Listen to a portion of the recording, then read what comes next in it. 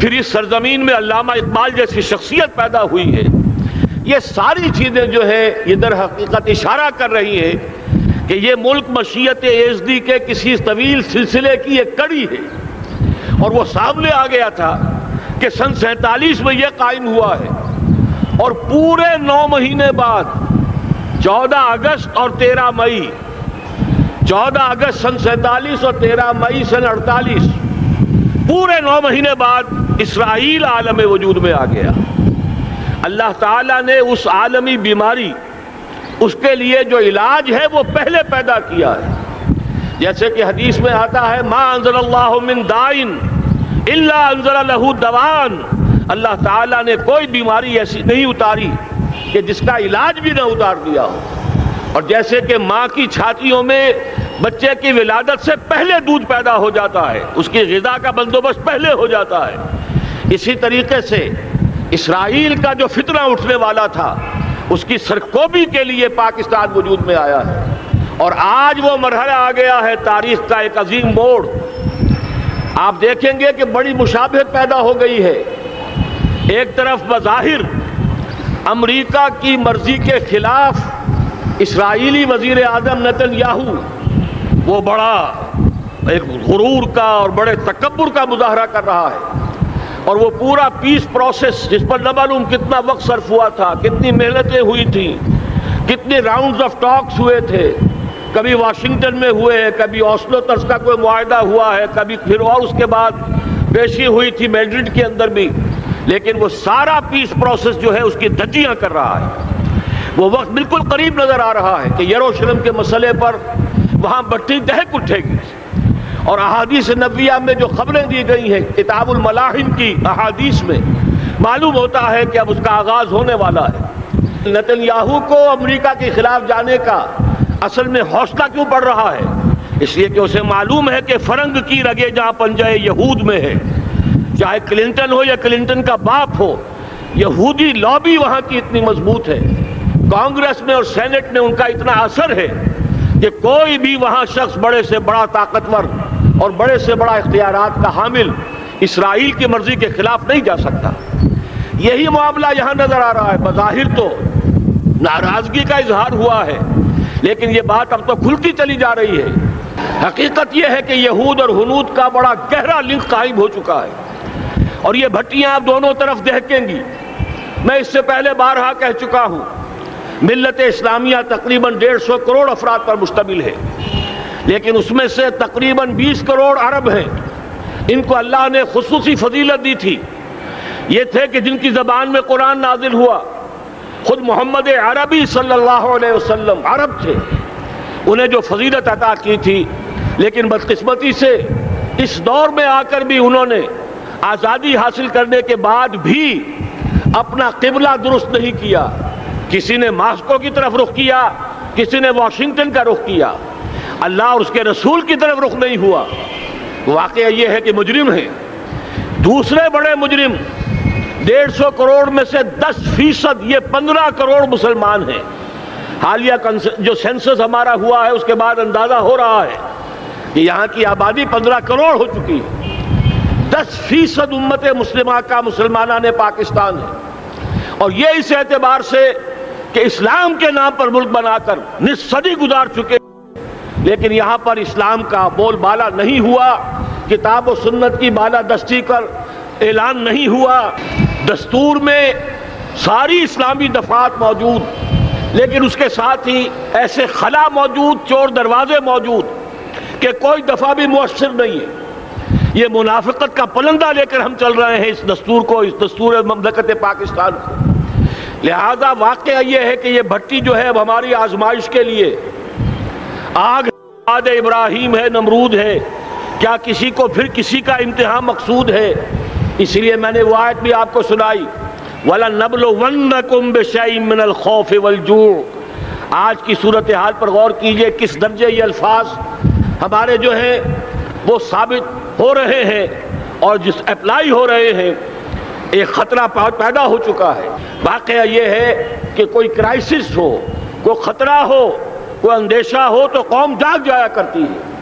اور اس کے بعد حقیقت یہ ہے اگر ہم نے جرأت کر لی، اور مجھے یقین ہے کہ ہو جائے گا، کچھ لیت و لال ہے، کچھ تاخیر ہے، حکومت کے کچھ اعلانات دو طرفہ سے بھی آ جاتے ہیں، لیکن مجھے یقین ہے یہ دھماکہ ہوگا، یہ مشیت اعزدی ہے، یہ شدنی امر ہے، یہ ہوگا۔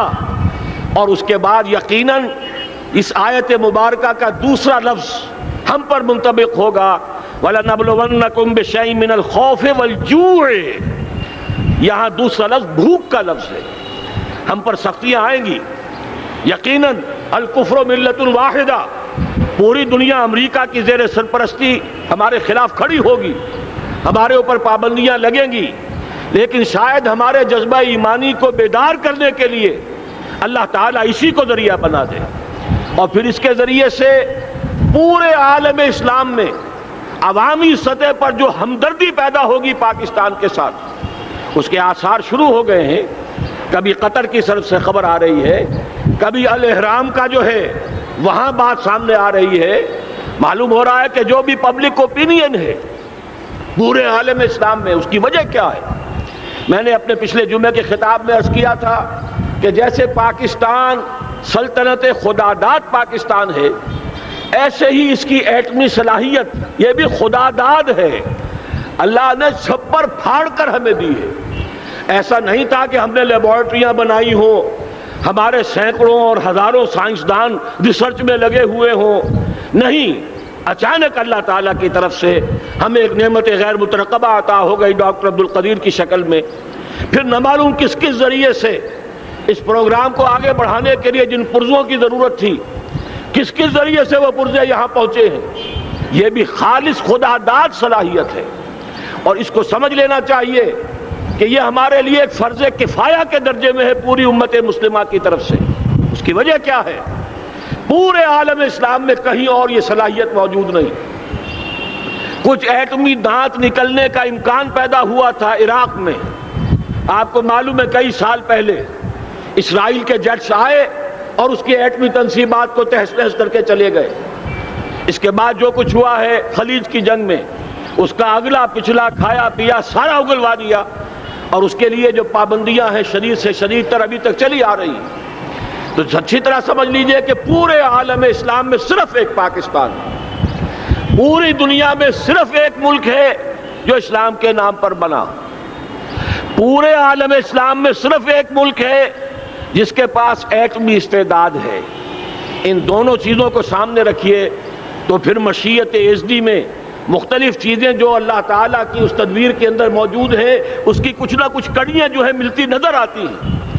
لہذا اگر یہ معاملہ ہو جاتا ہے تو یقیناً اگرچہ سختی آئے گی، وَلَنَبْلُوَنَّكُمْ بِشَيْءٍ مِّنَ الْخَوْفِ وَالْجُوعِ، لیکن ایک تو یہ کہ اس قوم کے اندر سے انشاءاللہ جذبہ ایمانی برآمد ہوگا، اس قوم کے اندر سے ایثار اور قربانی کے جذبات برآمد ہوں گے، پورے عالم اسلام کی اخلاقی سپورٹ اسے حاصل ہوگی۔ اور میں یہ سمجھتا ہوں کہ جیسے نوائے وقت نے بھی بہت اچھا کیا، کل یا پرسوں کے اپنے جو سر وقت پر وہ احادیث شائع کر دی ہیں، جن میں سے دوسری حدیث بڑی معنی خیز ہے۔ حضور نے فرمایا اصابتان احرزہم اللہ من النار، دو لشکر ایسے ہیں کہ جن کو اللہ تعالیٰ نے جہنم کی آگ سے چھٹکارے کا پروانہ دے دیا، وہ لشکر جو ہیں وہ جہنم کی آگ سے چھٹکارا پا گئے، احرزہم اللہ من النار۔ وہ دونوں لشکر کون سے ہوں گے؟ اصابت یغزو الہند، ایک وہ کہ جو ہندوستان پر حملہ آور ہوگا، اور دوسرا وہ جو حضرت مسیح علیہ السلام کے ساتھ جبکہ ان کا نزول ہوگا، اور اللہ تعالیٰ ایک مجدد، اس آخری دور کے مجدد کی حیثیت سے حضرت مہدی کو بھی ہمارے درمیان میں سے اٹھائے گا، اور پھر جو آخری فیصلہ کن جنگ ہوگی الملحمۃ العظمیٰ، اس کے لیے یہاں سے فوجیں جائیں گی ان کی مدد کے لیے۔ اب ان دونوں فوجوں کو ایک حدیث میں جمع کرنے سے اندازہ کر لیجئے کہ اس کا مطلب کیا ہے۔ یہ علاقہ پاکستان اور اس سے ملحق افغانستان، یہ علاقہ ہے کہ جو اسلام کا گہوارہ پہلے بنے گا، یہاں سے فوجیں جائیں گی، اور دائیں بھی اور بائیں بھی، مشرق میں بھی اور مغرب میں بھی، اور یہیں سے انشاءاللہ تعالی اسلام کا جو عالمی غلبے کا جو وعدہ ہے اللہ کا، کی خبر دی ہے محمد رسول اللہ صلی اللہ علیہ وسلم نے، لا يبقى على الارض بیت وبر ولا مدر الا ادخلہ اللہ کلمۃ الاسلام، اس روئے ارضی پر کوئی گھر بچے گا نہ خیمہ بچے گا جس میں اللہ تعالیٰ کلمہ اسلام کو داخل نہ کر دے۔ وہ حدیث کے جس کے بارے میں فرمایا گیا، حضور نے ارشاد فرمایا، حضرت ثوبان سے روایت ہے کہ اللہ تعالیٰ نے میرے لیے ساری زمین کو سمیٹ دیا۔ ان اللہ زوالی الارض فرأیت مشارقها و مغاربها، میں نے اس زمین کے سارے مشرق دیکھ لیے، سارے مغرب دیکھ لیے، لیکن یہ جان لو ان امتی سیبلغ ملکها ما ذوی لی منها، میری امت کی حکومت ان تمام علاقوں پر قائم ہو کر رہے گی جو پوری زمین کو لپیٹ کر مجھے دکھا دیے گئے۔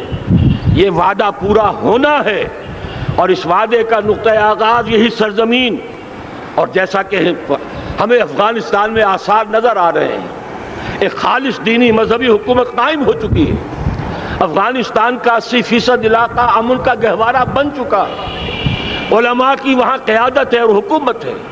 یہ پاکستان اور افغانستان مل کر، جیسا کہ آپ کو یاد ہوگا میں نے جب تجویز پیش کی تھی کہ حکومت پاکستان فوراً تسلیم کرے طالبان کو، اللہ کا شکر ہے، میں سمجھ یہ نہیں کہتا کہ میرے کہنے کی وجہ سے ہوا، لیکن بہرحال اللہ کا فضل ہوا کہ چند دن کے بعد ہی حکومت پاکستان نے تسلیم کر لیا طالبان کی حکومت کو۔ میری دوسری تجویز ابھی پینڈنگ ہے، پاکستان اور افغانستان کے درمیان کانفیڈریشن قائم کیا جائے۔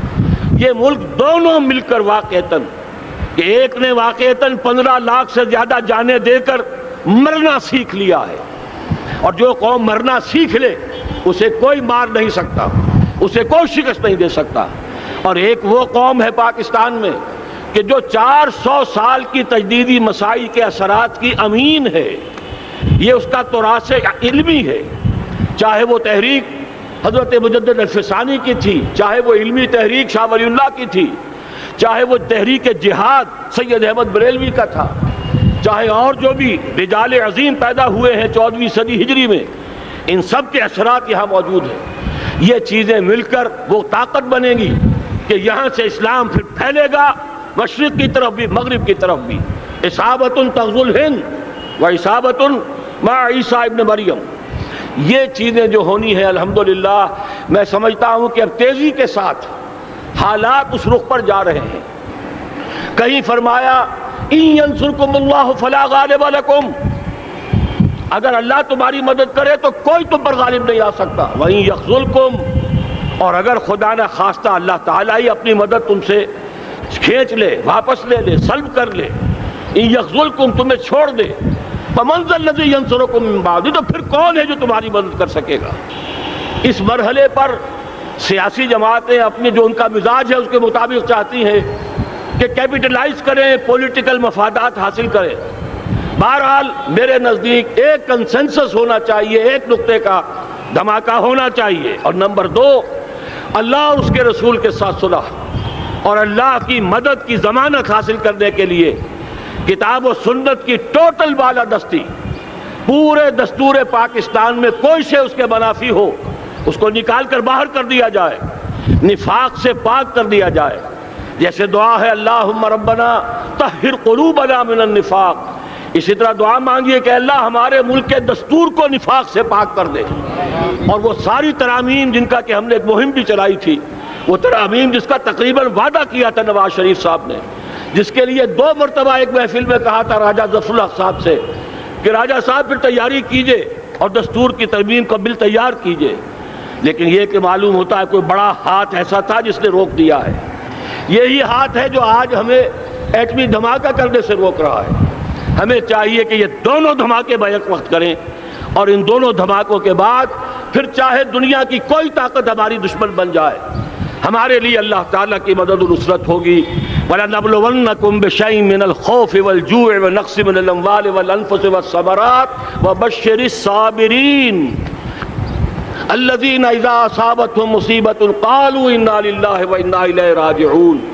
تو قوم انشاءاللہ تعالی، میں یہ سوچا کرتا تھا قوم مردہ ہے، بے حس ہو چکی ہے، دین سے عام طور پر بیزاری پیدا ہوتی جا رہی ہے، جو ہمارے دینی قیادت ہے اس سے بھی لوگوں کے اندر مایوسی پیدا ہو رہی ہے۔ کیسے ہوگا؟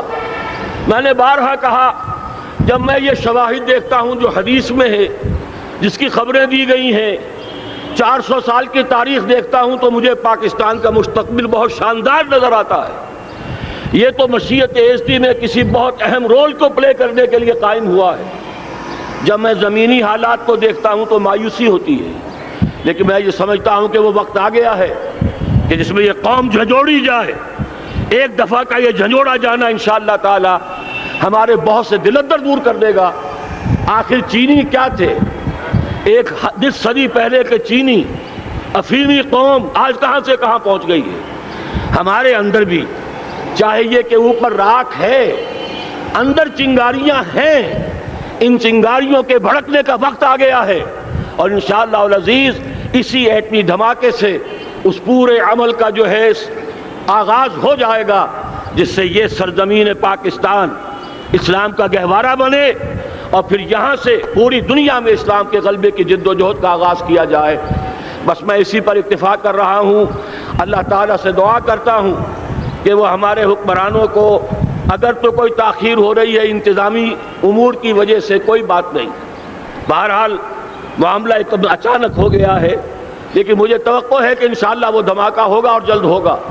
اگر کوئی تذبذب ہے تو ہم اللہ تعالیٰ سے دعا کریں گے وہ نواز شریف صاحب کے دل کو پھیر دے اور اس کے اندر استقامت پیدا کر دے، اور دوسرے یہاں کی سیاسی جماعتوں کو بھی یہ توفیق دے کہ کوئی اور سیاسی مسئلہ اس وقت نہ اٹھائیں، اور جو بھی یہاں پہ مذہبی اور دینی عناصر ہیں انہیں اللہ توفیق دے کہ وہ اس دھماکے کا مطالبہ کرنے کے ساتھ ساتھ، بلکہ میں یہ سمجھتا ہوں کہ اس سے بھی زیادہ زوردار انداز میں دستور پاکستان سے منافقت کے خاتمے اور کتاب و سنت کو سپریم لا قرار دینے کی ترمیم جو ہے اس کا دھماکہ بھی کیا جائے۔ اللہ تعالیٰ ہمیں اس کی توفیق عطا فرمائے۔